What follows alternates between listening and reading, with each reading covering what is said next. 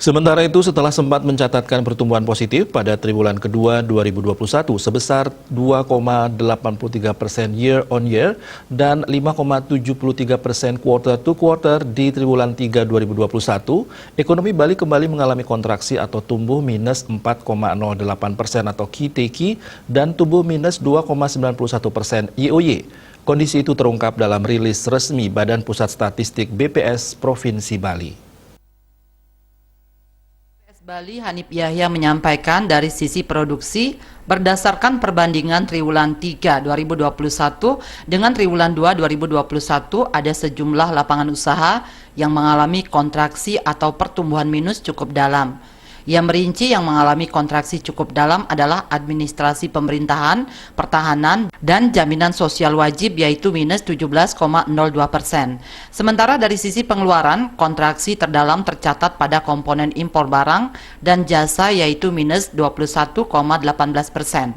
Sedangkan jika dibandingkan dengan periode yang sama tahun sebelumnya, lapangan usaha yang mengalami kontraksi terdalam yaitu transportasi dan pergudangan yaitu minus 16,03%. Sementara dari sisi pengeluaran, kontraksi terdalam tercatat pada komponen impor barang dan jasa yaitu minus 52,02%. Jika diakumulasikan pertumbuhan triwulan 1 2021 sampai dengan triwulan 3 2021, ekonomi Bali tercatat tumbuh negatif atau terkontraksi sedalam 3,43%. Struktur ekonomi Bali dari sisi produksi pada triwulan 3 2021 masih didominasi oleh kategori 1 atau penyediaan akomodasi dan makan minum yang tercatat berkontribusi sebesar 16,13%. Sementara dari sisi pengeluaran, kontribusi terbesar tercatat pada komponen konsumsi rumah tangga yaitu 55,42%.